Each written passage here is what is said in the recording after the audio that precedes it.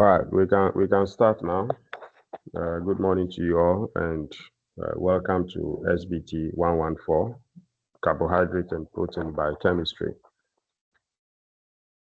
This is the very first lecture that we are having for the semester, and so before we go into the topics of the course itself, let's have some introduction to the course. Let's have some understanding of what the course entails, and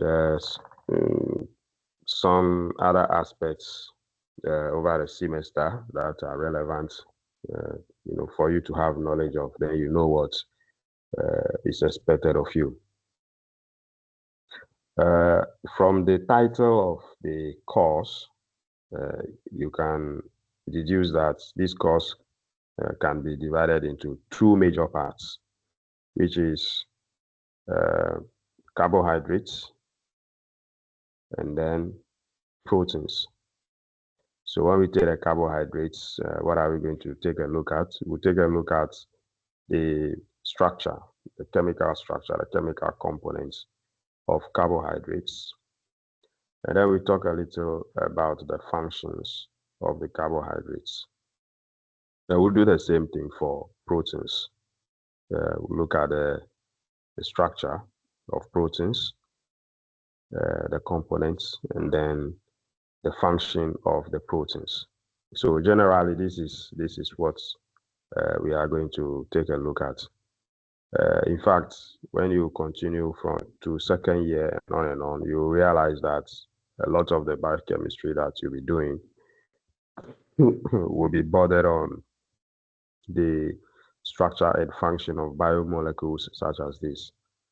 This time around, we are taking only two of these biomolecules, which is carbohydrates and proteins. When you go ahead, you will be looking at other biomolecules like lipids, that is fats and oils, and nucleic acids, DNA, RNA. You take a look at the structure, function, metabolism. And here, what you'll be looking at is the breakdown, which is catabolism of these biomolecules, as well as their biosynthesis or the anabolism, the buildup of these biomolecules in biological systems. So generally, this will be the things that you'll be doing throughout over a period in ATU in biochemistry. When you take biomolecules, you take a look at the structure, so you know the components of these biomolecules, and then you move on to look at metabolism and function of these biomolecules. So some other things which you need to get acquainted to. Perhaps from first semester you would have already been introduced to some of these things, which is the fact that we currently are having a blended form of delivery of these lectures, so that part of these lectures are delivered to you face to face in person, and the rest are delivered online. In this particular case, what we have now is, as we are resuming school, the continuing students are starting exams, and so for the first 3 weeks we'll be meeting online, and then after this we're supposed to have the rest of the lectures in person. But in this particular course, what's going to happen is that the first 3 weeks we are meeting online this way, and in the fourth week we'll be able to meet in person, face to face. But after that fourth week, I will not be around. I will travel, and so we'll have the rest of the lectures again online. And so over the semester, we'll be able to meet only once in person, which is the fourth week. And after that, everything else is going to be online. Now, the good thing about online lectures, I mean, particularly all my online lectures, is that we record them. And so after the lectures, I will share the video link with you. The video link, which will be saved on the Microsoft Teams itself, has some expiry dates. It's kept there for some number of days. I think 60 to 90 days or so, and then the link expires. And so what I do is I upload the videos onto my YouTube channel. When I'm in Ghana, I have access to YouTube, so I can upload to YouTube. But if I go out of Ghana and I don't have access to YouTube, I'll load onto another channel and I'll give you the link of the video so you can have access to it at all times, and you can rewatch these videos. If you want to make notes out of them, you can do that. Aside that, all my lecture presentations, after the lecture, I'll share them with you, so you have the presentations as well. When necessary, I'll give you some book chapters as well, some books that can give you more information so that you can make use of the lecture presentations as a guide to read in detail some specific portions of the book chapters that I give to you. Now, when it comes to assessment, what I usually do is that over the period of the semester, I will share with you some self-assessment questions. So I'll give you some self-assessment questions to help you understand the material better. So what you do is, when you study any of the topics that we do, you have questions on them and you solve these questions. It will make you have a better understanding of what we've done. Over the period of the semester, I will prepare these self-assessment questions and send them to you so that you can make use of them. Once you read through the slides, transport slides, they are just like this a map which is directing you to some specific portion of, say, a book which is given to you. Because if you take a biochemistry book which is so voluminous, I mean, you don't expect to be reading the book cover to cover. I mean, you are like a treasure hunter. That's how you should see yourself in this endeavor, so that the slides are like a map directing you to specific places in the book to read, because those are the specific things that we'll cover. So you go directly to those things and read those things. Now, with the self-assessment questions, I will let you take it serious. You sit down, you solve them, make use of the materials that I've given to you. You watch the videos, you read the books, make use of the slides, and answer those questions well, and have a better understanding of the material. And here I will caution you that, I mean, many times students think that it's rather a smart thing to just go and type some prompts into some AI tool and generate some answers, and that's it. But a lot of times, many of those answers which are generated by AI are not,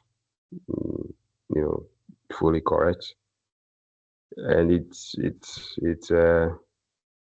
gets you into so much of problems, because you keep those, some rubbish which is generated by AI, you keep that in mind, and you can't reproducing such garbage in exams. And when you are marked down, you don't understand why you got such low marks. So if really you are looking at doing well in biochemistry, then you should stay away from such practice.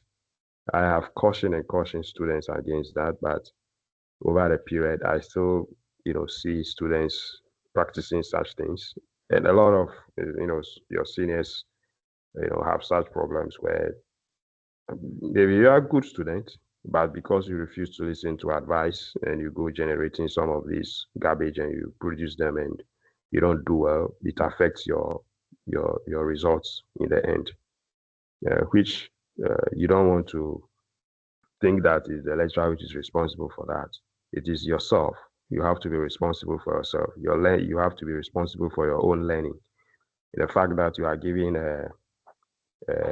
self-assessment questions to help you with all the materials which you require to help you to study, I mean, it should tell you that you are being given the opportunity to,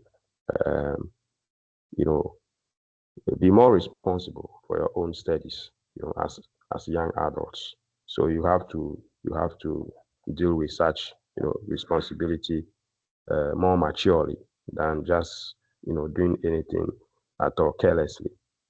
At the end, you have yourself to blame for that. Now, from first semester, you would have already known that your continuous assessment carries 40 marks and exams carries 60 marks. So how do you do that in our case?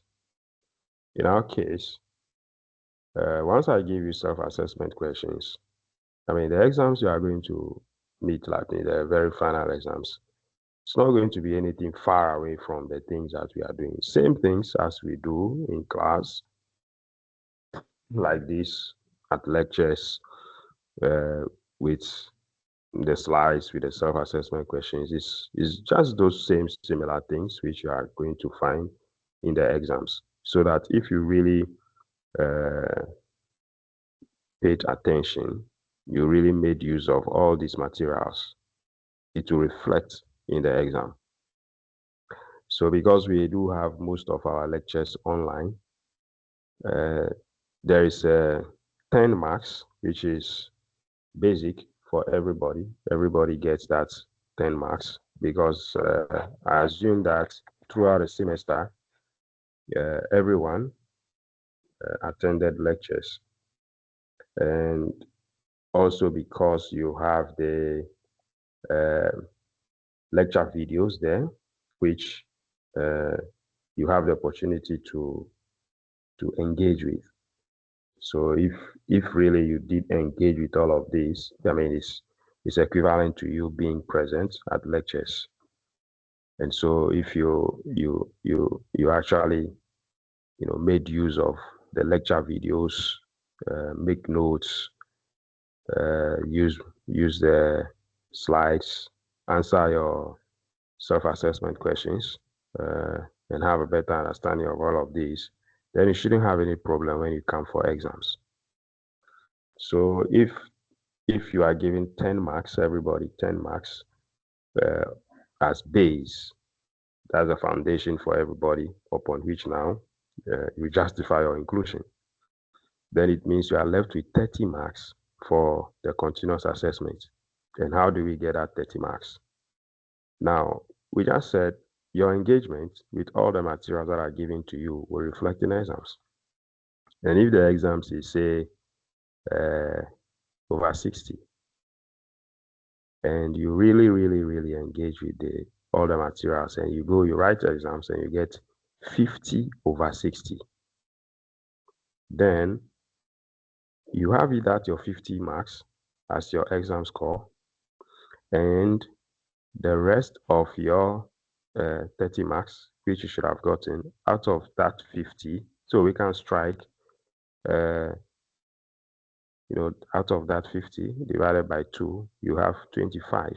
So then we have your 25 added to the 10, which is given to everyone, which will mean that for your continuous assessment, you would have 35. Because 25 plus 10 will give you 35 over 40. So you can add the 35 to your 50 marks and you have 85. Then you make your A plus.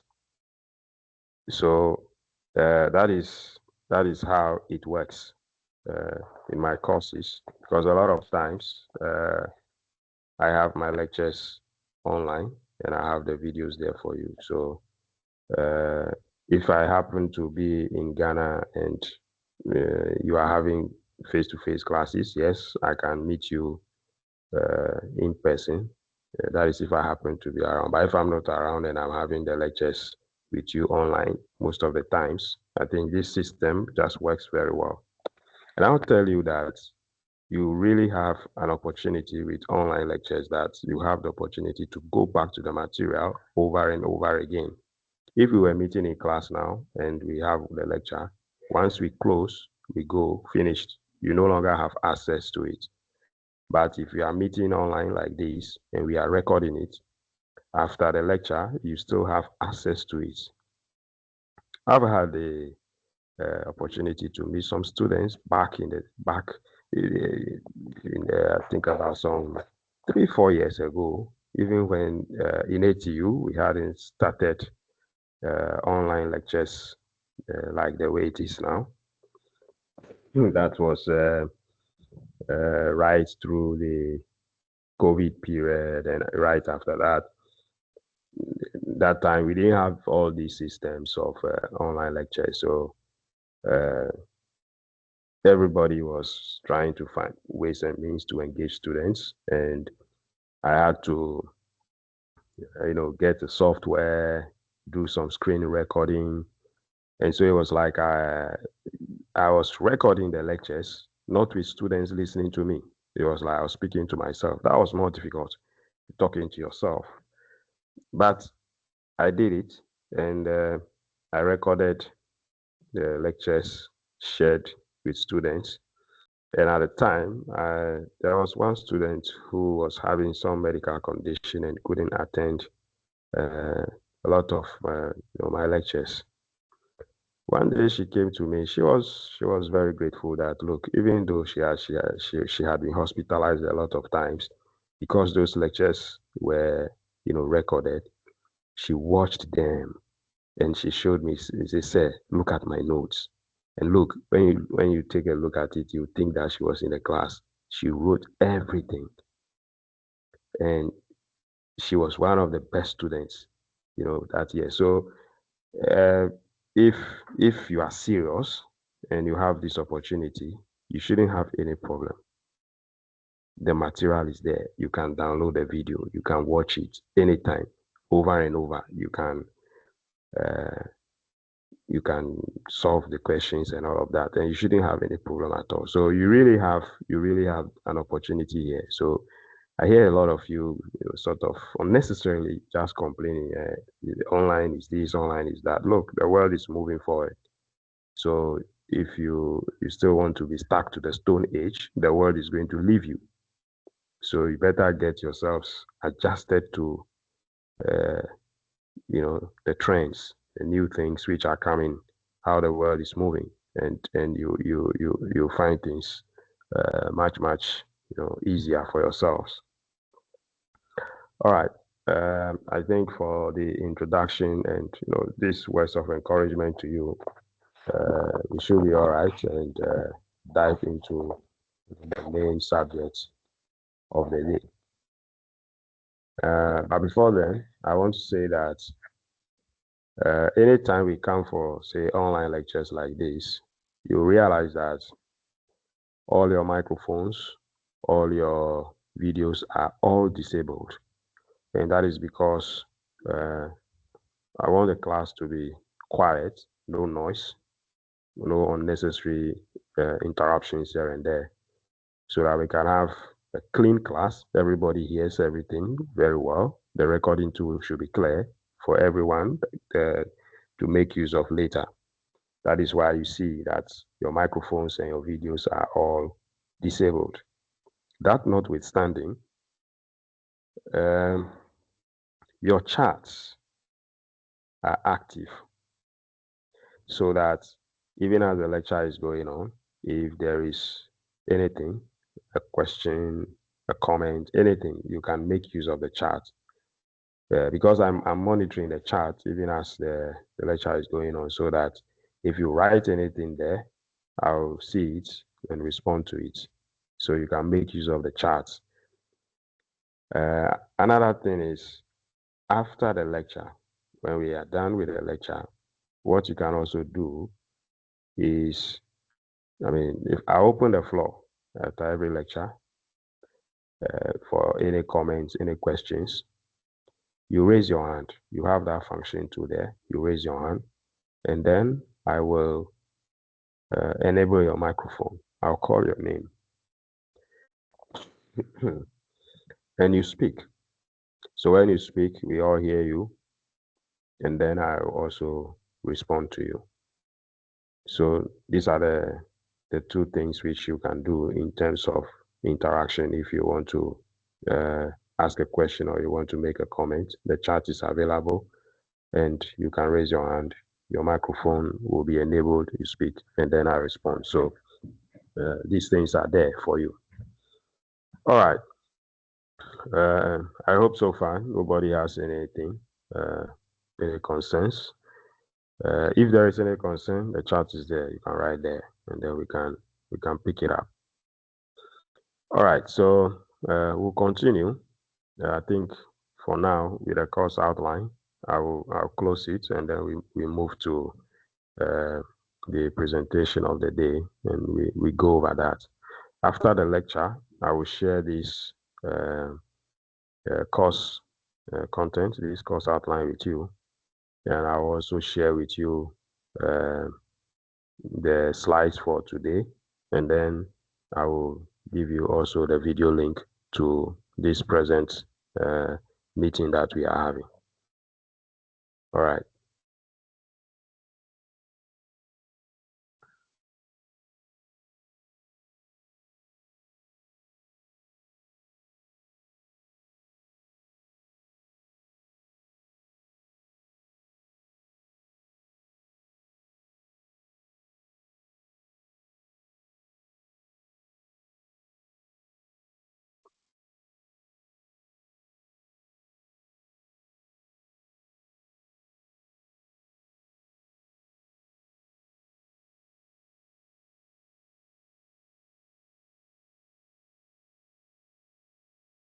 Quickly, today, what we'll be taking a look at is have some introduction to proteins.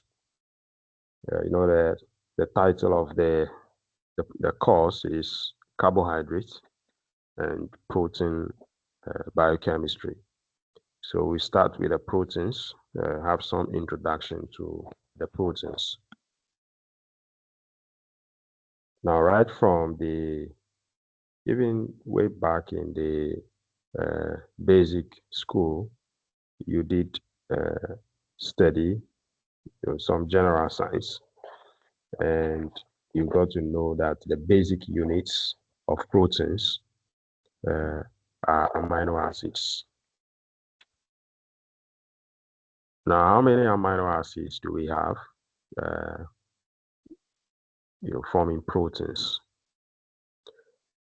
You have 20 of them, 20 amino acids. You have the list, on the left-hand side, the list of the amino acids which you find in proteins. But I'll say that these are not the only amino acids that you have in the world. I mean, you have other amino acids, and you also even come across some derivatives of these amino acids. But the only thing is that the other amino acids which you come across are not constituents of proteins. You find these amino acids carrying out different functions in biological systems. So some are just carrying out some protein, some transport functions, and some other auxiliary functions. You find these proteins, these amino acids carrying out, but you do not find them in proteins. But the amino acids which you find in proteins. When you take proteins, there are 20 of them, and these are the ones which you have listed here on the left-hand side of your slide. You also will remember that you did study that the amino acids in the proteins have what we call peptide bonds or peptide links between them, because a protein is a large biomolecule, and the amino acids, which are the building blocks, have to be linked together. They have to be joined together, and that joint that is between these amino acids is what we refer to as the peptide bonds, sometimes referred to as peptide links. In some cases, you also will see it being referred to as amide linkage. All right, I see Erica Esinam Anan is saying that she cannot see the slides. I don't know what is happening with you, because I can see the slide on the second screen, which I'm using to monitor this. And aside that, with some experience, I see in these issues students advising their friends that you should go out of the lecture and come back in, and then it appears. So I think it's a network problem which you have, which is resulting into you not seeing the slides. So if you can quickly just go out and then log back in, I'm sure the slides will show for you. All right. And then another aspect of these amino acids is the naming of these amino acids, how these amino acids are named.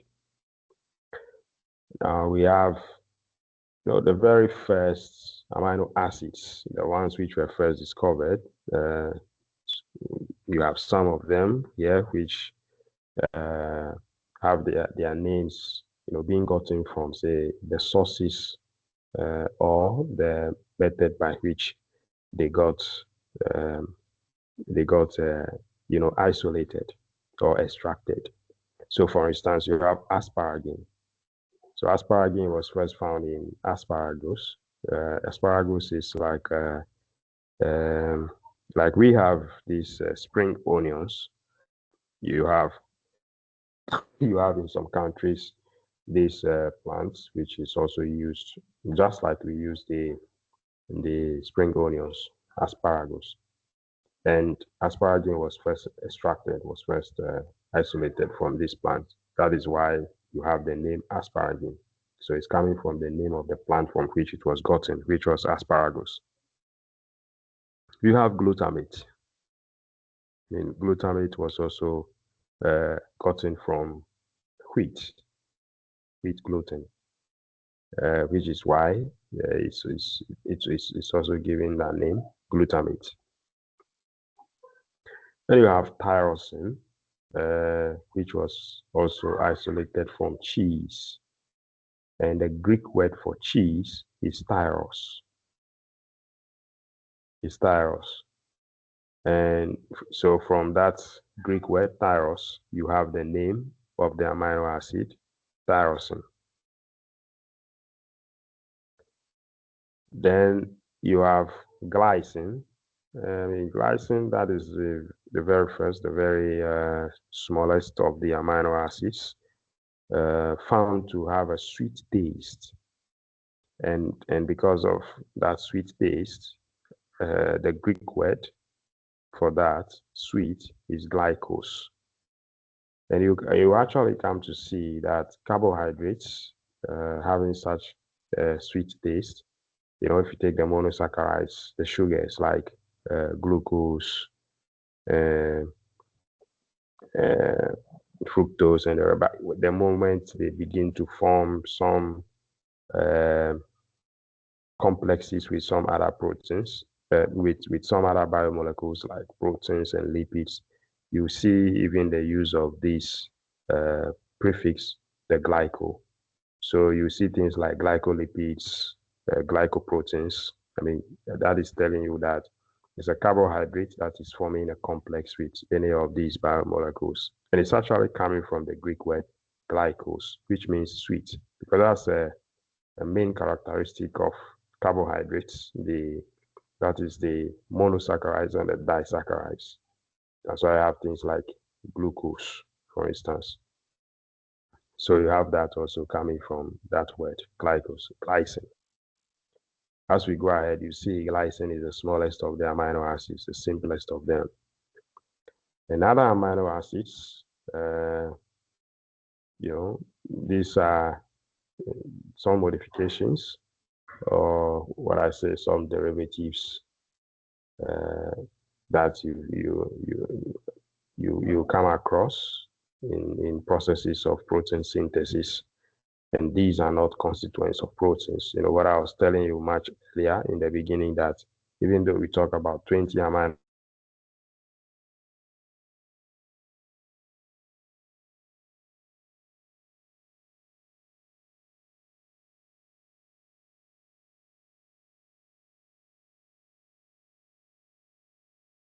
acids are not constituents of proteins.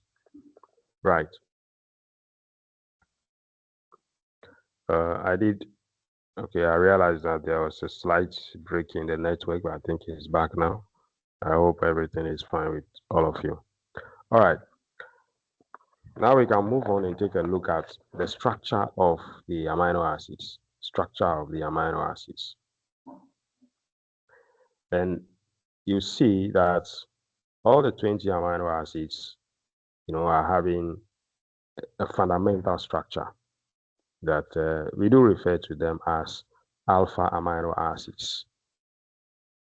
I mean, because you do have a central carbon of these amino acids, what we refer to as the alpha carbon. So if you look on the left-hand side, you see this carbon, which is blue, is what we are referring to as the alpha carbon.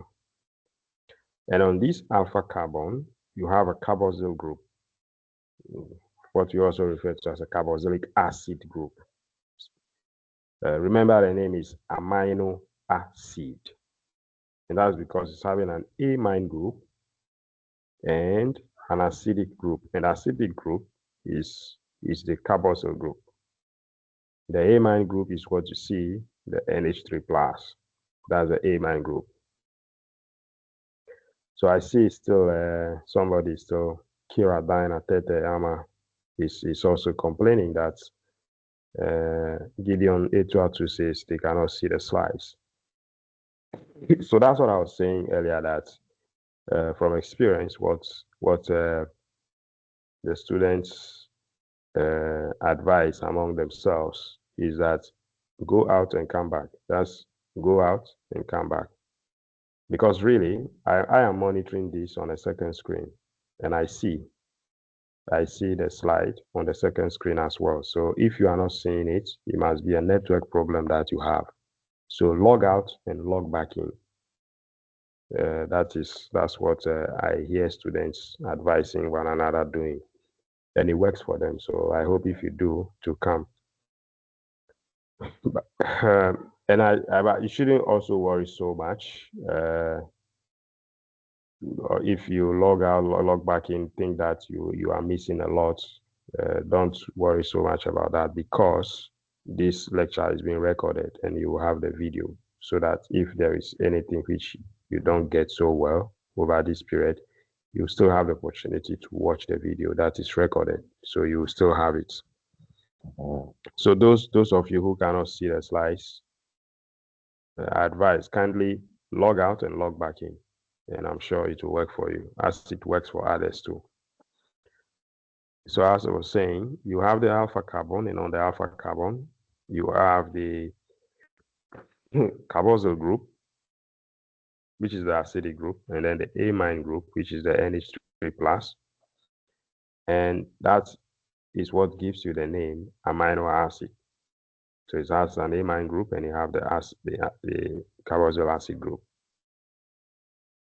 Now, the only thing that distinguishes the different amino acids from one another is this group, the R, what is represented R, what we refer to as the side chain of the amino acid.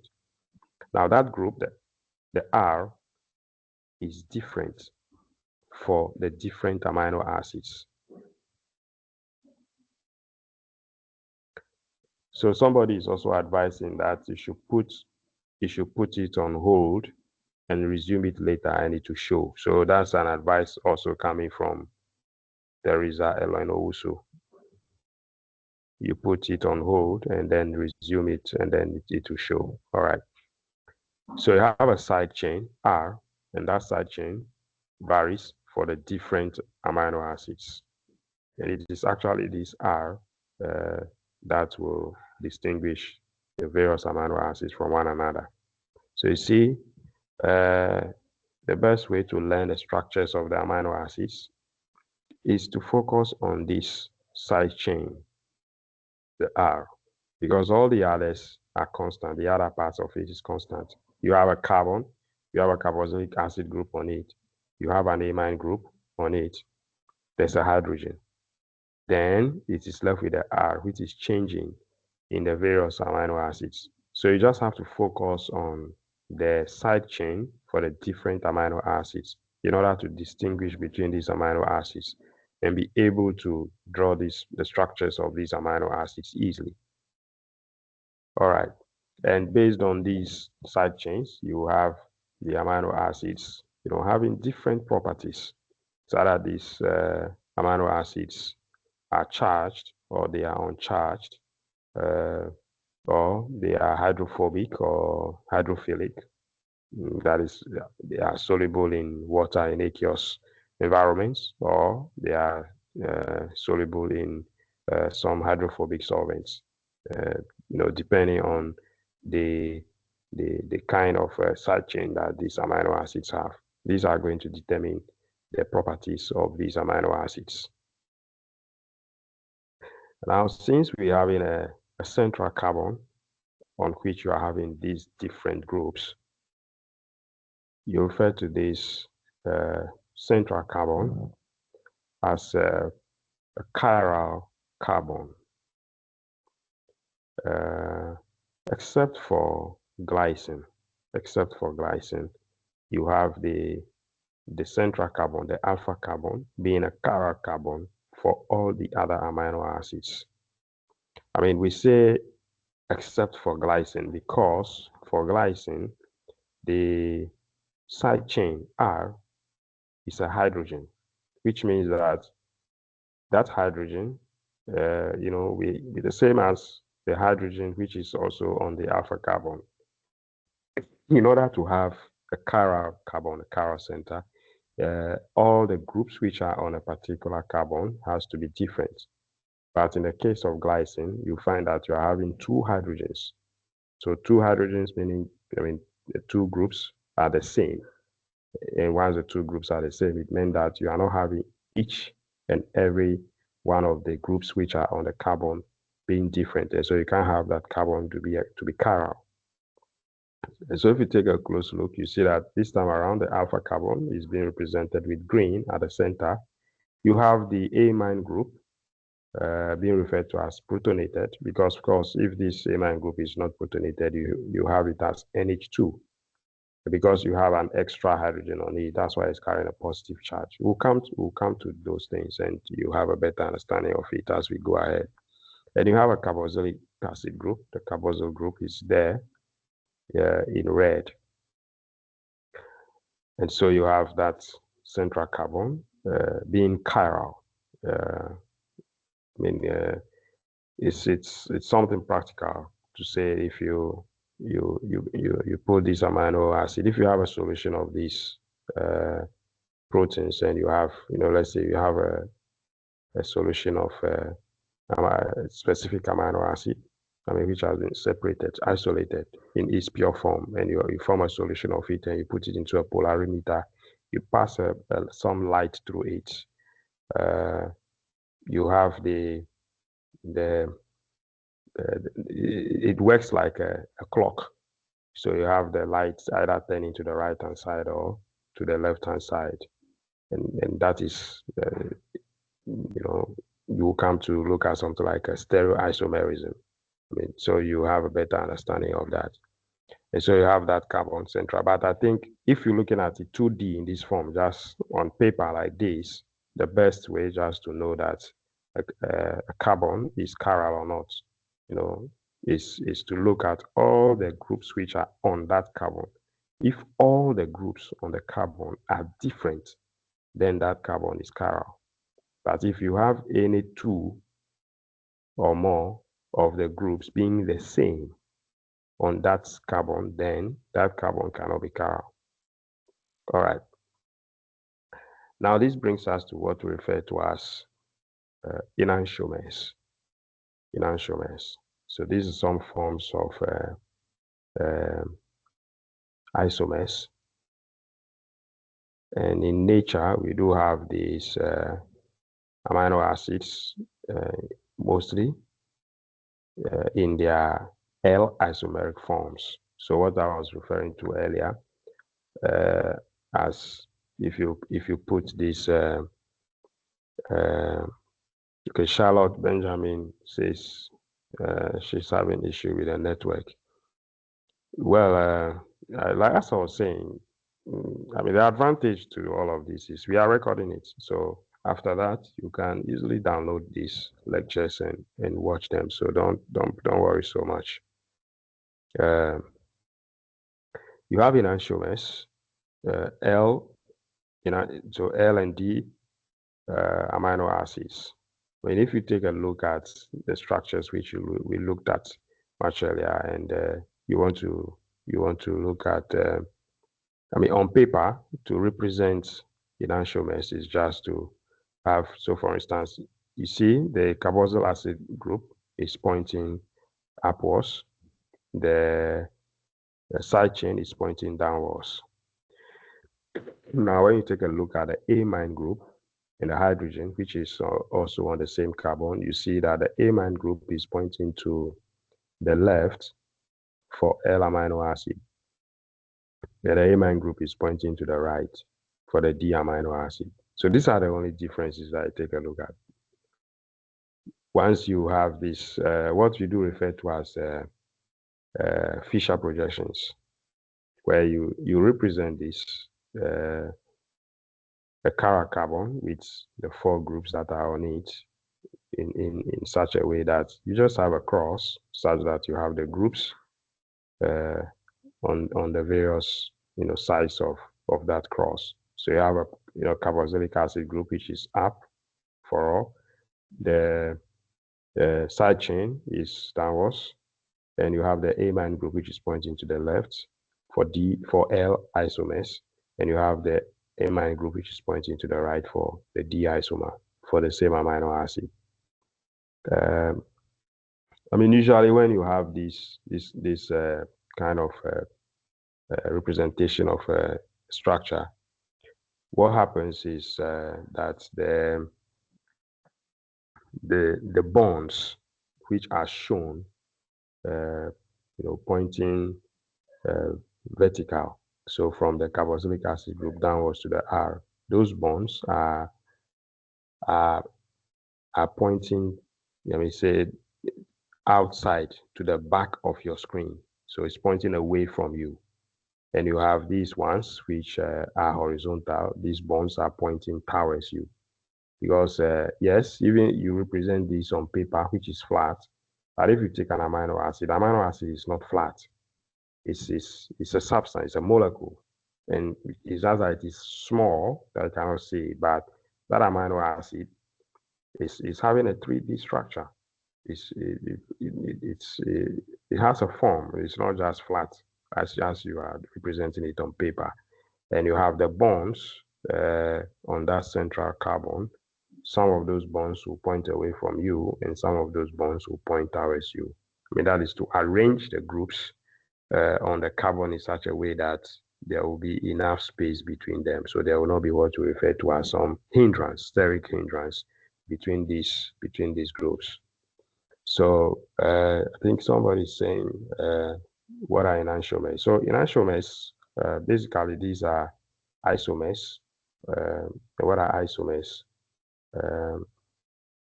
Isomers are structures of one compound, which are having the same chemical structure, or let's say the same chemical formula, but they have different chemical structure.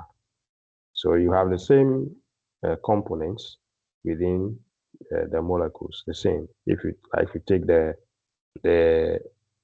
atoms of the various elements which are in that compound, you see they are the same. But when you take a look at the structure, the chemical structure, that is where the difference is. Those are isomers. In this case, you have enantiomers being some form of stereoisomers. So this is basically based on a spatial orientation of the groups that are in the molecule, which are different. And you have these enantiomers being L isomer, D isomer. I think a common example which you may have come across in secondary school with enantiomers is what you did refer to as racemic mixtures. I think you saw something of the sort. I remember in the senior high school, you have something of the sort, racemic mixtures, where you have these structures that sort of carry some positive and negative charges, and they sort of cancel each other out, so that if you have equal amounts of these substances in a mixture, then you have a neutral mixture. That's what you did in senior high school. So it's just a different term which is being used here, enantiomers.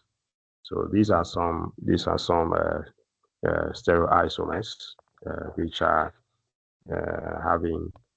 If you put this through the polarimeter, you have them pointing to different directions. That's what it means. All right. But then another thing too is that you come to also realize in biochemistry as you go ahead that enantiomers act as some biological switches, like on and off. So you have, generally in proteins, you have the L amino acids as the major building blocks in proteins. So that even if you come across D amino acids in proteins, when you are doing protein metabolism, you come to realize that these D isomers actually get converted along the way to the L forms before they further get broken down. I say like biological switches on and off because you have things like enzymes, neurotransmitters, which are supposed to act in a particular moment in time, so that sometimes you have these proteins being disabled. If they are not needed to act, they shouldn't act. If they are needed to act, then they act. So then you have them switching between their L forms and their D forms, because these are just with orientation in space, they having a different structure. The components are the same, but they have different orientation in space, which makes them to either be active or inactive. So that's why we do refer to them also as some biological switches in biological systems. So Ahmed is saying, is there any chemical difference between them? Not a chemical difference. I won't say it's a chemical difference. The difference is physical. because it's just to do with orientation in space. But if chemically you look at a chemical formula, it's going to be the same. So it's not a chemical difference. All right. So Esla says, okay, it's not a problem. I mean, if you're having any problem with your connection, you can try. Some of you were suggested. I think somebody suggested something here that you do hold on, and then when you come back, then the thing will show. So it's not a problem. And I've also said that this is being recorded, so you shouldn't have any issue over there. All right, we move on to what we refer to as essential and non-essential amino acids. So here, what does it mean when we say an amino acid is essential and an amino acid is non-essential? I mean, essential. Now, what's the synonym for essential? Like important. And non-essential is like non-important. But in this case, it's not necessarily that it is important or not important, but what it means is that if you say an amino acid is essential, what it means is that the body, I mean, the biological system that you are referring to, the organism you're referring to, that organism is not able to synthesize that amino acid. It's not able to produce the amino acid by itself. And the only way that it can get that amino acid is through feeding, through food. It has to take it in from outside before it will have that amino acid. So that we have these essential amino acids being listed here. Yes, they are needed, they are required in the body, but the body is not able to synthesize them. And because the body is not able to synthesize them, it has to take them in through food, which is why they are being referred to as essential. And so if you understand that, then the non-essential is what? The non-essential are those amino acids that the body is able to synthesize. So the body can produce those amino acids themselves. Now, even that, you really will not have such a clear-cut line between essential and non-essential amino acids, because there are some of these amino acids, like this arginine and histidine, which at some stage may be referred to as essential because the children are not able to synthesize this. But later in life, at a certain age, the organism is able to synthesize them. So that is one thing about some of these amino acids. And even the understanding of amino acid metabolism, the biosynthesis, the breakdown of it, still, undergoing studies. New things are being discovered all the time. So you may find that, let's say, an essential amino acid, an amino acid is referred to as essential in a particular organism, but it is not essential in the other. I mean, due to this, we do have a term, what we refer to as complete proteins. I mean, this is just like how you have a term referred to as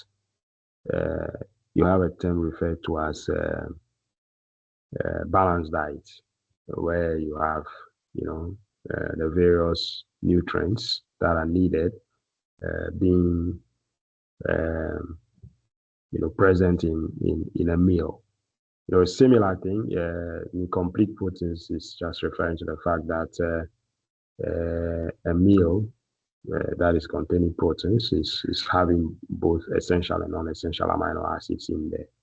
That's what is being referred to as complete proteins. All right, so let's see. Ahmed Elias say, if there are no chemical differences, why do we have one form more in proteins and the other form absent? Secondly, does one form alternates to the other form just in space? Yes. So let me start from the second question, which is to say that Can we have a D isomer that is converting to an L isomer, or an L isomer converting to a D isomer? Yes, we have that. We do have, the molecules are not like just static in one form. They can change forms. So that's what I was saying, that they act like switches. So depending on a particular condition which is present, so for instance, if an enzyme is to get activated upon the presence of a particular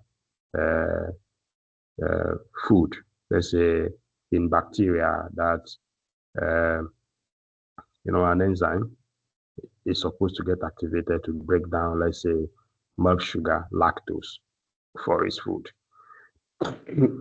Just because you have, the presence of lactose, let's say you have the milk, the bacteria finds itself in the milk, that enzyme will get activated. The enzyme is a protein that contains these amino acids, and you have these various changes of these amino acids to turn the enzyme on. And some of these mechanisms are by the changing of the forms of these amino acids from D isomers to L isomers to activate them. So yes, you can have the changing of these D and L isomers as the biological switches on and off. And then you were also asking that if there are no chemical differences, why do we have one form more importance than the other form? Okay, why do we have one form more importance? What do you mean? What you mean is that I was saying that you find the L isomers more, and that is because the L isomer is the active form of these amino acids, the active form. So for a protein like a neurotransmitter or an enzyme, a hormone, to be active, to carry out a particular biochemical response, that protein will have some of these amino acids, the very relevant ones, which should turn that protein on, will be in these isomeric forms. If you have these relevant amino acids in their D forms, they will be in the inactive form. So that is why you have them in different forms. And you have the L form, more than the D form, because the L form is the active form of the protein. As you go ahead, we'll also see,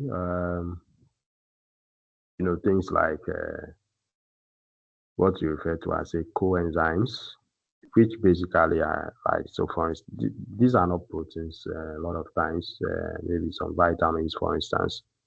You find that those vitamins are in their inactive form, in a particular form, but later in their active forms, they are also, you have some differences there. So we'll see those things. Bright says he's not hearing anything at the moment. Well, I don't know why. You are not seeing anything. You are not hearing anything. But as I said, this lecture has been recorded. So if you have any problem later, when you get a video, you can watch it, and you have all the things that you missed. All right. Now we can move on and take a look at these amino acids, which are grouped depending on the kind of side chains that these amino acids have. Remember, we said that the only part of the amino acids that brings about changes, the differences in these amino acids, is the side chain. All the other parts, so if you take that alpha carbon and you have a carboxyl acid group and the amine group, the hydrogen on it, it is only the side chain which is differentiating between the various amino acids. So if in that case, we can group these amino acids depending on the kind of side chains that they have. And the first group of these amino acids is what we refer to as non-polar amino acids or aliphatic. So non-polar aliphatic. Aliphatic only means linear. So you have a linear side chain, and this linear side chain is non-polar. It's not carrying any charge. And the first you see is glycine, which I said is the smallest amino acid, the simplest of them. What do you see? You see that the side chain is hydrogen. And you see hydrogen, there's another hydrogen which is already on all the amino acids, the alpha carbon of all the amino acids. And because you have these two hydrogens, you remember we did refer to the fact that that carbon, the alpha carbon in glycine, is not chiral. And it's only that amino acid glycine which is having the central carbon, the alpha carbon, not being chiral. If you move ahead, so you see all the side chains are shaded, to make this easier for you, so that you can quickly pay attention to it. You see alanine. Alanine is having a methyl group, CH3, as a side chain. What you should quickly notice is that from the smallest amino acids, you only keep increasing, the side chain. The side chain is getting bigger. Now here you have one carbon, which is added with 3 hydrogens on it. That's alanine. Then you have proline, which is having some special side chain there that you don't want to confuse this to say that it's a cyclic side chain. It is not cyclic. It is linear. The only thing is that you have the side chain. So the real side chain is what is being shaded, CH2, CH2, another CH2. The only thing is that the side chain is forming some intramolecular cyclic structure. So it's the last carbon there. That third carbon has come to form some covalent bond with the amine group, and making the structure have, this, it's looking like a cyclic structure, having this cyclic form. But the side chain itself is not cyclic; it's aliphatic, and it's not carrying any charge, so it's non-polar. Valine, that's another one where you have, 3 carbons added there in place of that, the first hydrogen in glycine. And you see, this is also aliphatic and is carrying no charge. Leucine. So have you seen from proline, which is 3 carbons, but the third carbon is forming a cyclic structure with that intramolecular cyclic structure with the amine group. When you come to valine, it is still 3 carbons which have been added on that alpha carbon. But you see that you have one of the carbons which is on the second carbon, and then you have a third carbon there. It's sort of forming some kind of a branched structure. And leucine is having the same. So you just see that there is an addition of one more carbon in case of leucine. So that I have now 4 carbons which are added on there. Isoleucine. So Ahmed says the amine group in proline has only 2 hydrogens. Yes, it has only 2 hydrogens because as you can see, in place of that, the third hydrogen which you were seeing in the amino acids before, in place of that is this bond, which has come to form with that third carbon of the side chain. That's why you see it having only 2 hydrogens there. Anyway, we'll come to even understand it more, why we're having this NH3 plus, and even in some cases, you see that it's written as NH2. As we go ahead, you see the different forms in which you can write these amino acids. the ionic form and the molecular form. And you see isoleucine, also a linear structure, and here to increase in the number of carbons this time around. Still, it is 4 carbons. The only thing is, the branching in the isoleucine is different from what you see with leucine. And methionine is having sulfur in it. So this is one of the amino acids that is containing sulfur. You see, well, as you go ahead, you see another amino acid, which we'll see having sulfur in it. A lot of times when you see this term, thio, T-H-I-O, or T-H-I-A, when you're reading biochemistry and you see that, you should quickly know that the compound which is being referred to is having sulfur in it. And this is one of these sulfur-containing amino acids, methionine. If you go into protein synthesis, you see that methionine is this amino acid which you see at the beginning of the synthesis of amino acid of proteins. All right. Now Victoria says she's not understanding this part. Well, I don't know if there's any better way to explain this apart from how we are looking at it. You have the side chains which are shaded. Those are the only parts which are different in the various amino acids. All the other parts are the same. And we say they are non-polar. As you can see, those side chains are not carrying any charge. They are aliphatic, meaning that they are linear. That's all. There's nothing complex about this. So I hope you did science in the senior high school. If you did science, you shouldn't have any problem with this. All right. Now we can move on and take a look at what we refer to as aromatic, the aromatic side chains. So these are the real side chains that are cyclic, and you have just 3 of them, 3 of these amino acids with these cyclic side chains, aromatic side chains. That is phenylalanine. So with a phenylalanine, you see the side chain. It's having a CH2, and on that CH2, you have the 6-sided ring, the benzene ring on it.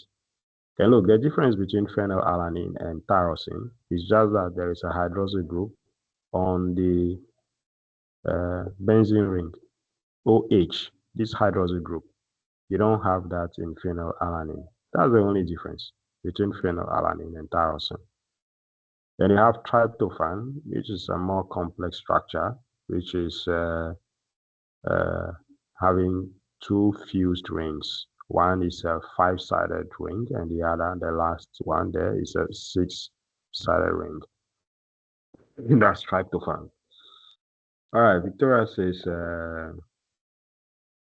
please, will you be asked to demonstrate by drawing the chains? Yes, why not? Which is a simple thing to do. I can ask you, I make a list of amino acids and ask you to provide me the structure for those amino acids. It's one of the very simplest of questions you can come across in biochemistry. All right. Then you see there's a practical aspect of this thing. When you go to the lab and you do some extraction of proteins, you do some analysis of your extract with a spectrophotometer, for instance, that you take a solution of this extract that you have, and you put it into the spectrophotometer, which is an equipment by which you have light passing through the solution. And depending on the concentration of the substance which is in that solution, you have the light which is passed through the solution being absorbed.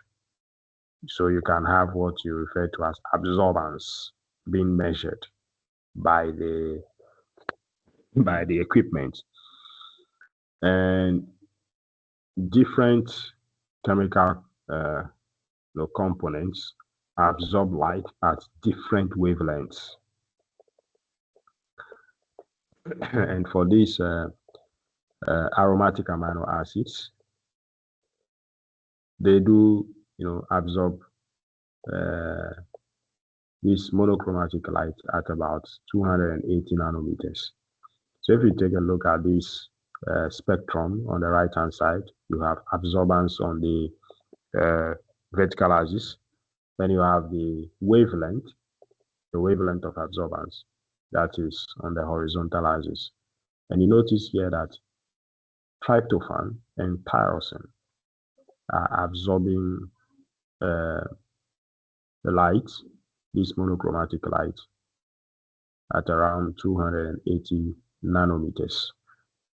Now, I bring this practical aspect of this thing because this is actually what you use, some fundamental aspect of quantifying the amount of proteins that you have extracted from a particular sample. And even you do some analysis of the purity of that protein, because proteins are not just standalones in biological systems. They form complexes, and most of the complexes they form are going to be with nucleic acids. So sometimes even when you do some extraction of nucleic acids, extraction of say DNA, that the DNA will contain some proteins as well. So to find out how much of this extra that you have is protein and how much of it is actually nucleic acid, that is to test for the purity of your extract, you do these measurements on the spectrophotometer such that you take a ratio of the absorbance of the solution at 280 nanometers, and you strike it as a ratio against the absorbance at, I think, about 260 nanometers or so, because nucleic acids absorb at a lower wavelength of about, I think, 260 nanometers. I don't remember exactly, either 240 or 260 nanometers. So that if you strike a ratio, then you can tell that the extra that you are having, this amount of it is.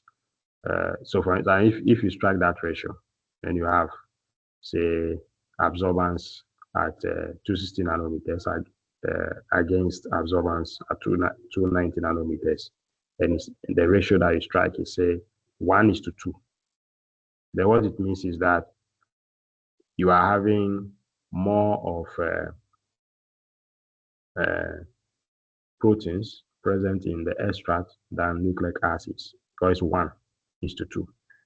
But if it's 2:1, it means the amount of the nucleic acids which you have extracted is like twice of the proteins that you have extracted. So the nucleic acids are more. So you have this. It's a basic equipment which is used in all chemical labs, the spectrophotometer. I think I don't know if in your first semester in instrumentation you have used it. I don't know, but if you come to use it, it works with this basic principle that in proteins you have these amino acids, the aromatic amino acids absorbing light, and it is based on this absorbance of light of these aromatic amino acids that you can analyze these protein extracts. All right. We can move on and take a look at what we refer to as polar but uncharged side chains. And we see these amino acids such as serine.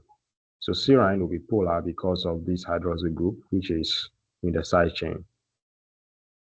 But remember, these side chains are not charged. They are not carrying any charge, but they are polar. They are polar because of their structure. And what makes them polar, if you look at it, serine, because of this hydroxyl group, you have this hydroxyl group being electronegative, which will cause some polarity in there. You have 309. 309 is also having that hydroxyl group in there. In cysteine, so this is the second amino acid we are seeing with sulfur in it. The first one we saw earlier was methionine, and this is cysteine. Cysteine is having this sulfur hydroxyl group, SH. And that SH, is also some electronegative group, which will also result in the polarity of this structure. Asparagine, as you see, asparagine is having an extra amine group. There's an amine group, which is that primary amine group on the alpha carbon. And aside that, in the side chain, you have a second amine group, and you have this double bond O, this oxygen, is also electronegative. So in asparagine, the structure of asparagine is also polar. Then we look at glutamine, also having a similar structure, having an extra amine group, and also having this double bond oxygen there, and that is also making that molecule polar. The only thing you will notice with asparagine and glutamine is that glutamine is a bigger molecule. Here you're having just one CH2 before you have that branched structure at the end. But you see that for glutamine, you have two CH2s before you have, the branched structure where you have the carbon carrying the double bond O and the NH2 on it. All right. So that is about polar uncharged side chains. Now, positively charged. So we are moving to the charged side chains, and we see examples here. If you look at lysine is having an extra, amine group, NH3 plus. So that side chain is charged. Arginine is having the same extra, amine group, even two amine groups in there, but because of its double bond, this amine group having a double bond with this carbon, it's also carrying a positive charge there. Even if you take a look, you realize that in this structure of arginine, there is three different, sort of amine groups. You have this NH, and you have NH2, and you have another NH2, which is carrying a positive charge. This kind of the structure, this group is what is referred to as a guanidino group. So the arginine, the amino acid arginine is said to have a guanidino group. Now, there's something special about histidine. As you can see, histidine is not charged. It's not charged, but the only reason it says because, as you see, we also put into bracket basic. We say positively charged, and we put into bracket basic. Now, the histidine is having what we refer to as an imidazole group.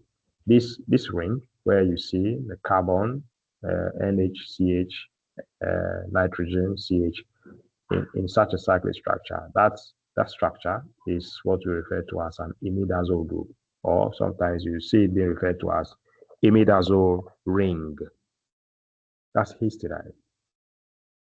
And I was saying that it's not positively charged, as you can see, but it is basic. Basic in what sense? You see that there is this nitrogen here, which is having a double bond with this carbon. And so this nitrogen can accept hydrogen ions. And so that's what makes it basic.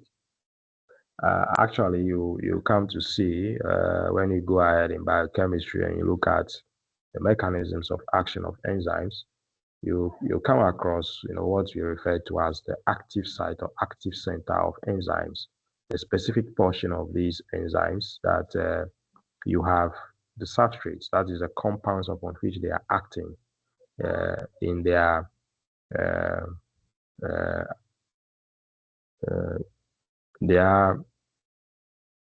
function of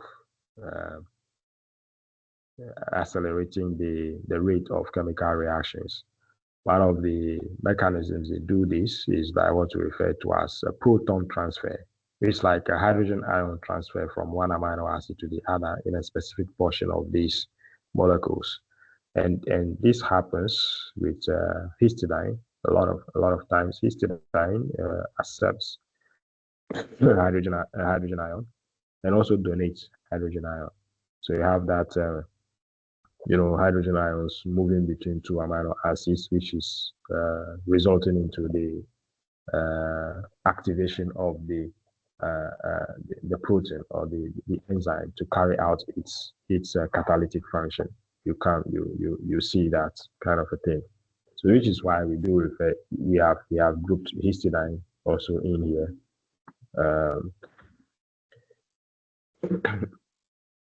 It's not charged, but it's basic. All right. Now we can look at negatively charged. So we just finished looking at positively charged, then we are moving to the negatively charged, which we also refer to as acidic. And you have two of them, aspartate. You also see it being referred to as aspartic acid. You all have glutamate, also being referred to as glutamic acid. And you see,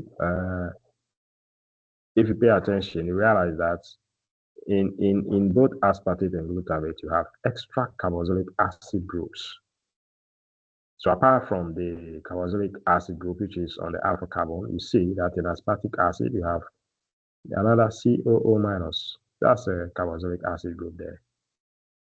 And glutamate is a bigger molecule than aspartic acid because it has, an extra CH2 before the carboxylic acid group. This thing should be easy to remember.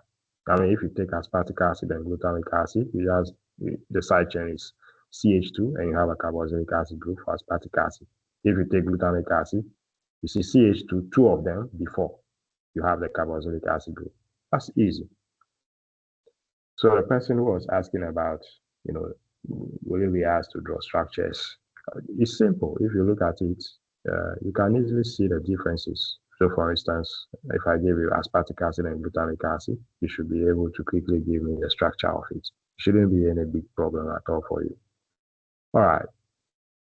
And so if you pay attention, you realize that in the positively charged groups, they have extra amine group. Meanwhile, in the negatively charged, which are acidic, they have extra carboxylic acid groups. So you should take note of these things. Now we come to what we refer to as zwitter ions. Zwitter ions. So you see, if you notice, we're taking a look at the structures of these amino acids.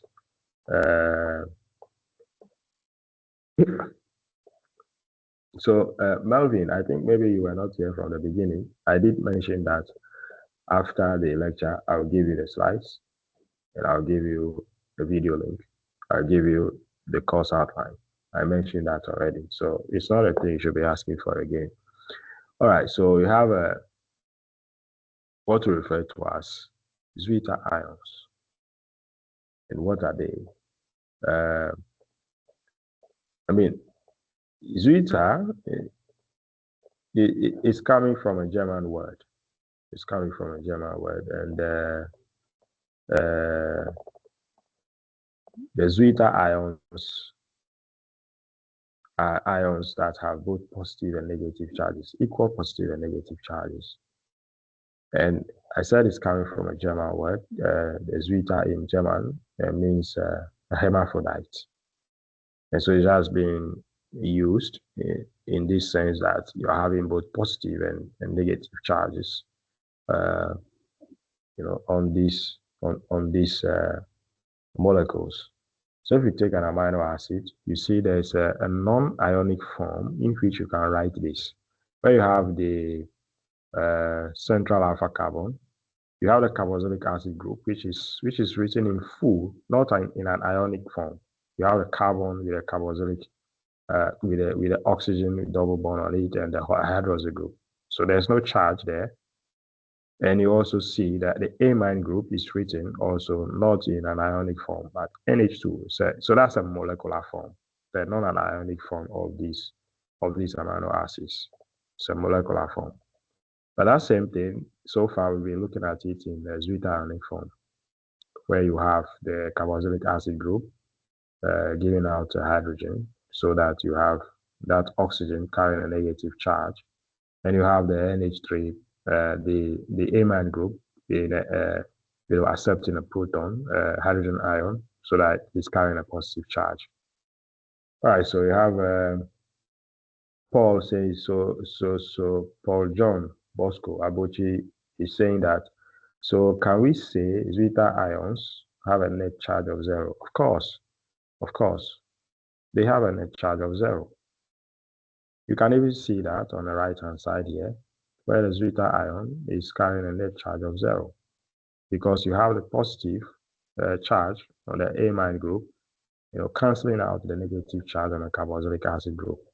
So you have them having a net charge of 0. So you see, what you notice is that you are having the amino acid acting both as a proton donor and a proton acceptor.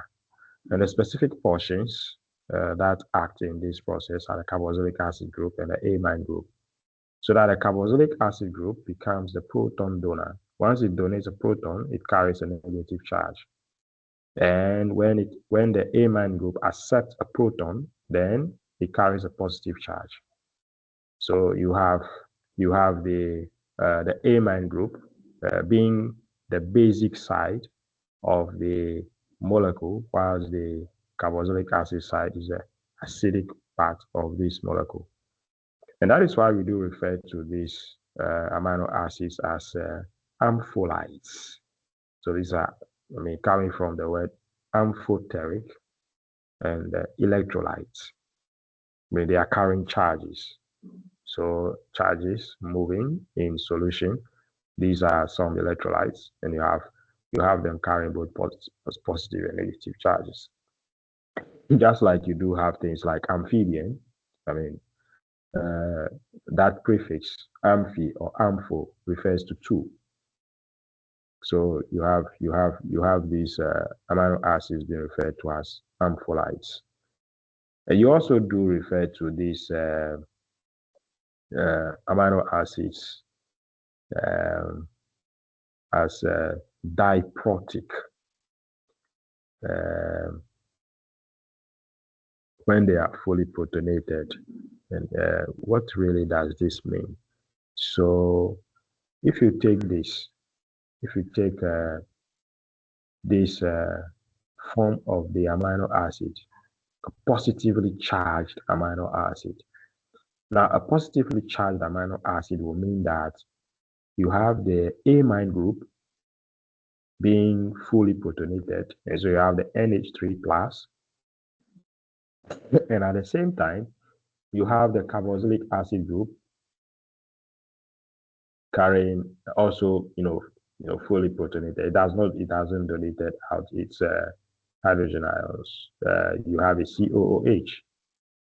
So in the end, you have that amino acid carrying a positive charge. When can this happen? This can happen for an amino acid that is in an acidic medium. Because in an acidic medium, there will be high amounts of hydrogen ions. So if there are high amounts of hydrogen ions, then the amine group, which is acting as a base and accepting the protons, will be protonated. But a carboxylic acid group will not donate a proton because it's in an acidic medium.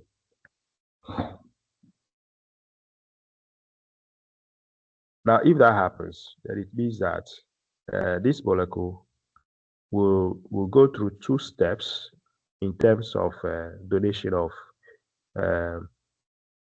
protons. So that in the first step, if it gives out one hydrogen ion from the carboxylic acid group, then it becomes a zwitter ion where it carries a net charge of 0 in the middle here. And it still has the capacity for donating a second hydrogen ion that is going to come from the amine group that is carrying a positive charge. And when it gives out that hydrogen ions, then you have the amine group becoming NH2. But then the carboxylic acid group will be carrying a negative charge. And in this case, the amino acid will be carrying a net charge of -1. And here too, when can this happen? This can happen in a basic medium, in an alkali medium. Because in an alkali medium, you have more hydroxyl equivalents. I mean, if it's a base that gives that you have more hydroxyl groups or hydroxyl equivalents. Then, of course, you have the acid, the carboxylic acid group will be giving out hydrogen ions to neutralize those basic ions.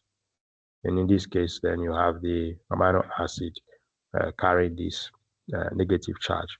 So you see how really flexible these amino acids can be. They can be in their molecular form. They can be in their zwitter ionic forms. And because they are having both the carboxylic acid group, which is acidic, and the amine group, which is basic, they are such dynamic in both acidic and alkaline medium, and even in neutral medium. Right. Now, I think maybe we can do maybe one more thing, and then we'll see if there is any questions, any contributions. I see that it's 10:35. Maybe usually when it's like maybe 20 minutes or 15 minutes to time, I open the floors for anything. But anyway, this lecture has been so interactive. It's nice that as the lecture is going on, some of you are asking questions, making comments in the chat, which is a good thing.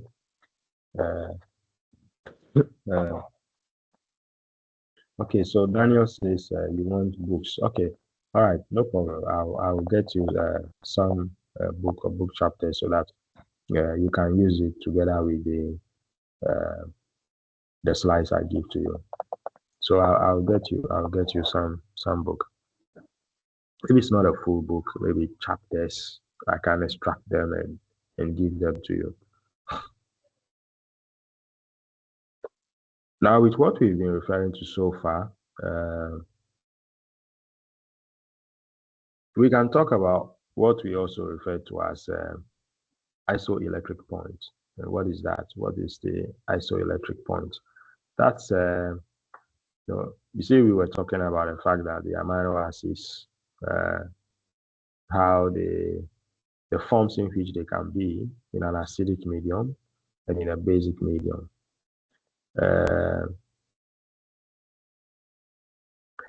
And so then we can talk about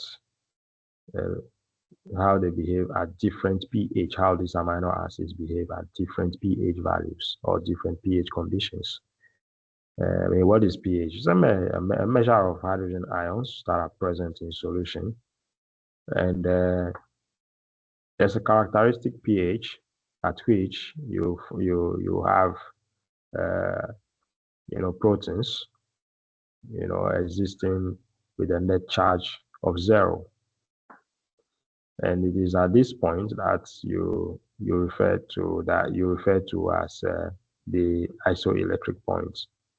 Now, what it means is, I mean, what we were looking at much earlier, that if you are in if these amino acids, are in an acidic medium, the amino acid is fully protonated, and carrying a positive charge. But at an isoelectric point, that is the pH at which you have the net charge of these amino acids being zero, you have these amino acids, both the amine group is protonated, but the carboxylic acid group is deprotonated. That's like in a neutral medium. And you have, but it's not necessarily that a neutral it is only in a neutral medium that you can have all amino acids existing in their zeta ionic forms this way. And that is also because the amino acid is acting both as an acid and a base. And depending on the structure, the side chains of these amino acids, they can either be more acidic or more basic. Because we did see, side chains which were acidic, and we saw side chains which were basic, which will mean that it is going to be at different pH values that you can have these amino acids, depending on their quantity in solution. They will be existing in their fully zeta ionic forms, that the net charge is going to be zero. So if you take the smallest amino acid, say glycine, for instance, and you have this graph which is pH on the vertical axis and the hydroxyl group equivalent on the horizontal axis, which is to say you are titrating the amino acid against the base. You get to a point in the middle.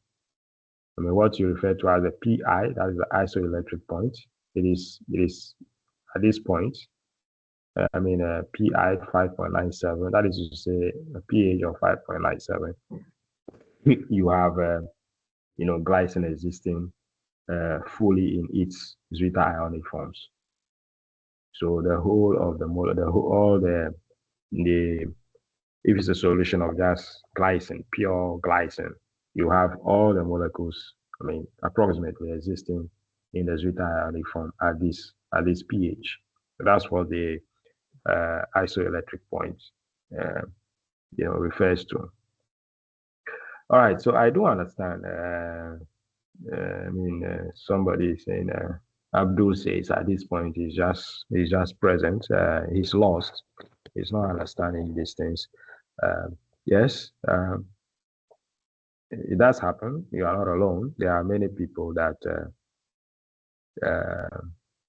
biochemistry, because a combination of biology and chemistry together. Biochemistry is one of those things which you do for the first time when you come to the university. At a senior secondary school level, you did study biology, and you also did study chemistry. And then all of a sudden you come to the university and you have a combination of these things, biology and chemistry at the same time. And so, yes, there is that difficulty of you wanting to, grasp these things all at the same time. But I can only encourage you that it's really not a thing that you cannot do. The person who is teaching you is a human being. It is not some super being or anything. So if a human being can understand these things and teach you, then it means that you as a human being, you can also understand. All what it requires is for you to sit down.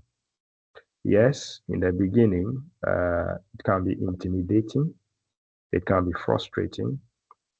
wanting to have an understanding of these things.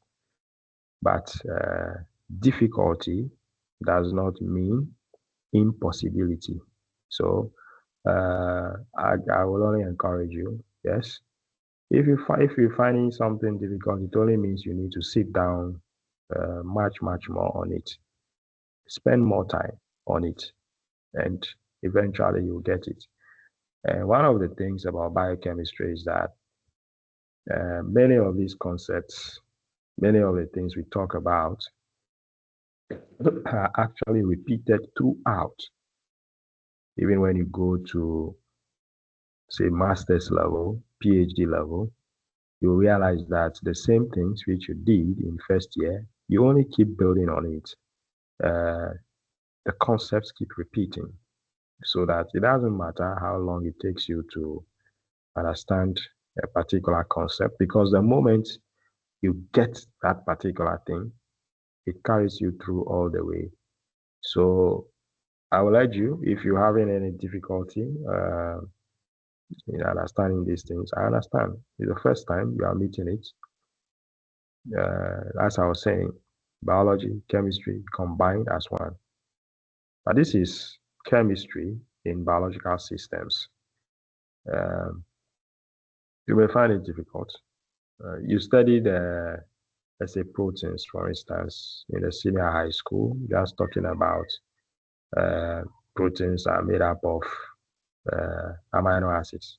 I think that's where you ended it. Even when you did things like digestion, you talk about the fact that proteins are broken down into amino acids, and that's it.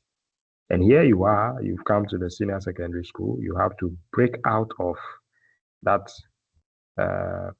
fundamental, knowledge, build on it higher, so that if you say amino acids, you are now looking at the structure of the amino acids, and even looking at,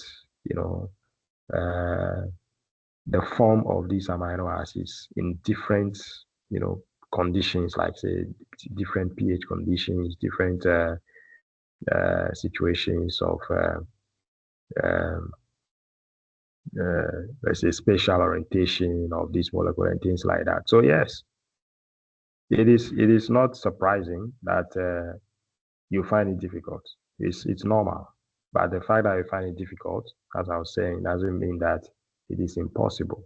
Just sit down and study. Don't take it as a joke. And I would say at this point, maybe we should just we'll end it around here, because usually when I teach biochemistry like this, I do feel when your brain becomes saturated, and then we just stop, allow you to have the time to relax your brain and be able to also absorb the things which we have done so far, because this is how it's going to be. It will continue to build up. It will continue to be building on and on and on and on. And so I will encourage you also that, look, this semester is going to be very, very short. It will come very quickly. It's going to be 10 weeks. And you shouldn't wait till the last minute before you want to cramp everything into your head. It's going to be very, very, very frustrating that you wait till examination week before you say you are studying very actively for exams. That will be very regrettable.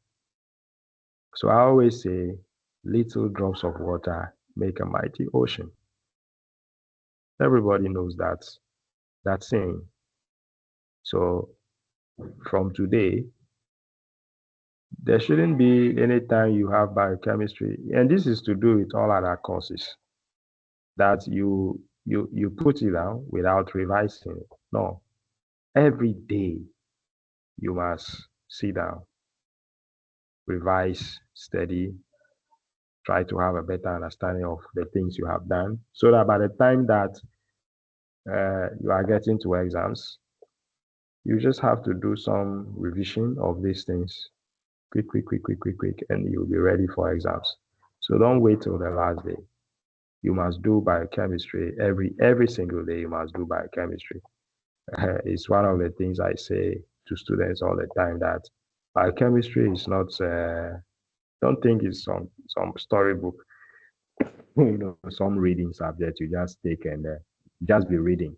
You think you understand it, but if you are confronted with real questions to solve, you find yourself wanting. So anytime you study, have a jotter. Have a jotter. You must use your hands, draw, write, and as you do that, you begin to understand it better and better. Yes, the first time, for instance, if you draw structures of amino acids for the first time, there are some of the amino acids that if you are trying to draw the structure in the first time, it's painful, it's difficult. You are not so, but when you do it again a second time, you see that it gets better, and by the third time, you get it.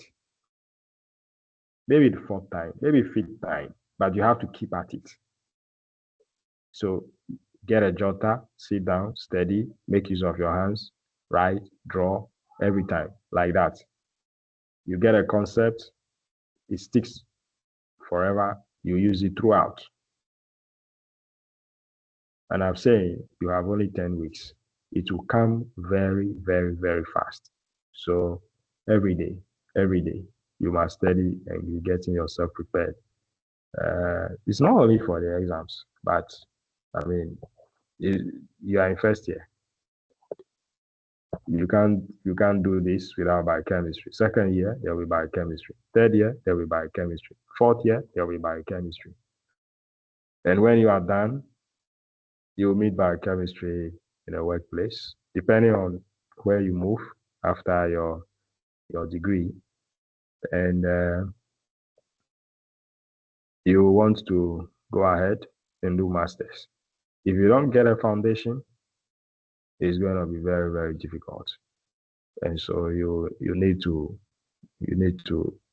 build that foundation down so that you can build on it even as you go on to the master's level, PhD. I mean, you shouldn't have any serious issues. All right, and don't think that when you move out there, you are going to have things easy with some baby gloves. No, things are going to be hitting you hard because, I mean, know that as you are studying in this university, when you go out of the university, you are going to meet people who have studied in other places as well, and you are going to be, in competition with such people, or you are even if not competition, you are going to work with such people.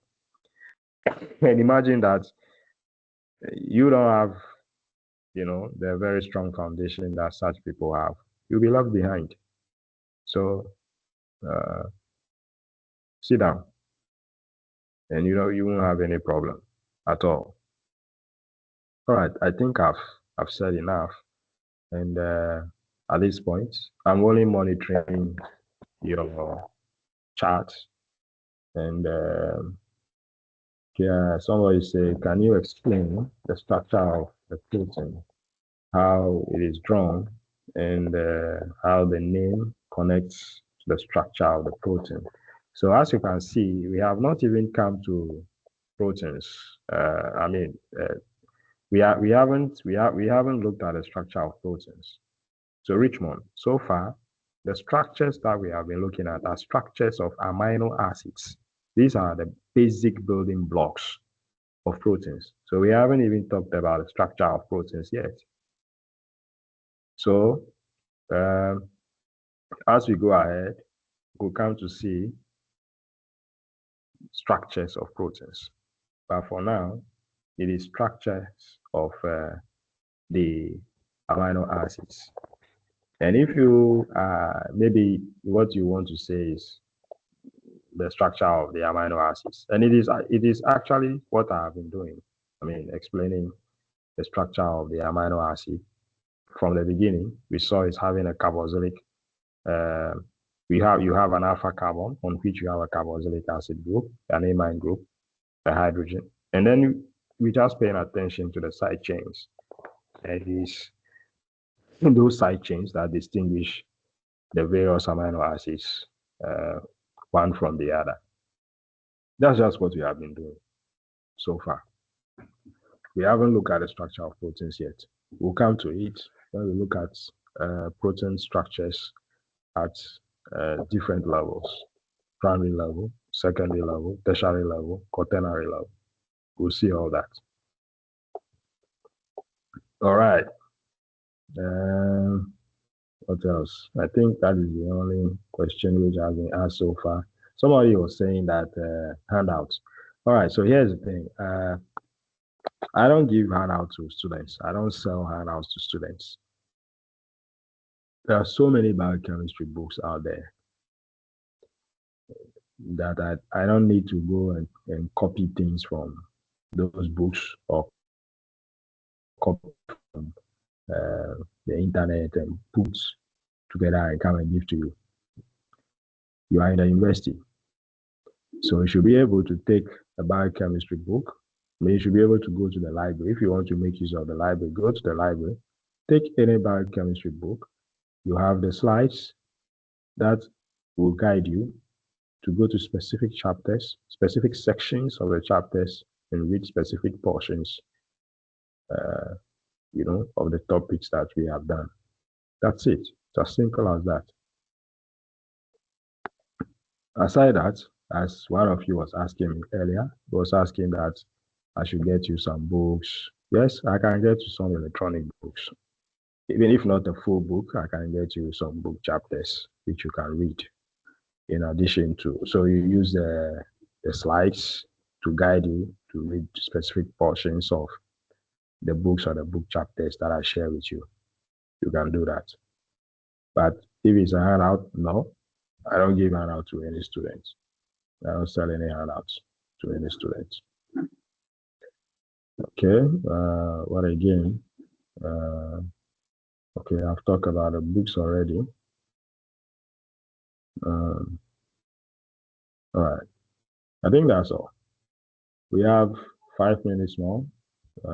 If still there is anything, any comments. Okay, somebody has written down here. It says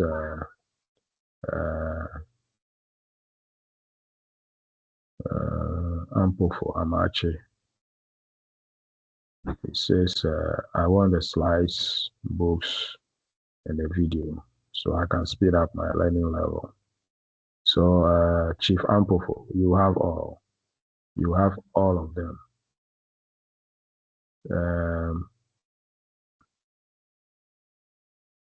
Kelvin Jahini says, is there any way to draw the structure of the different types of amino acids? Of course, I've talked about this, that all you need to do is, first of all, realize that the amino acids have a constant of, say, the alpha carbon with carboxylic acid group and amine group hydrogen on it. It's left with a side chain. It's the side chains that you focus on. So once you get the side chain, then you'll be able to draw the structures of all the amino acids. I've said that. Okay.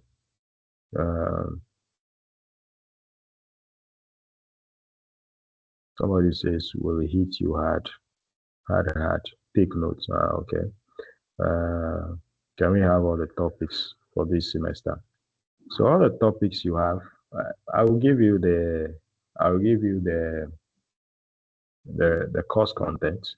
Right after this lecture, I will send a course content to the class rep. So you send it to you. And so you can have that.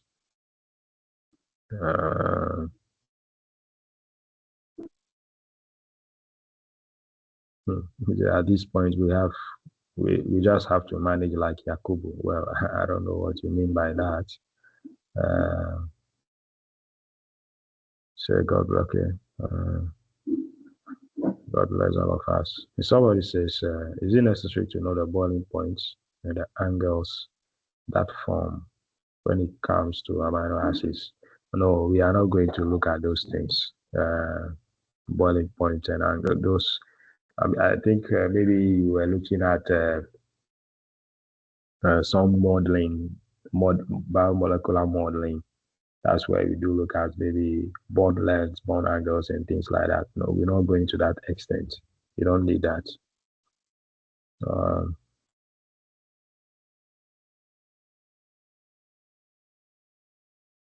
Okay, so I think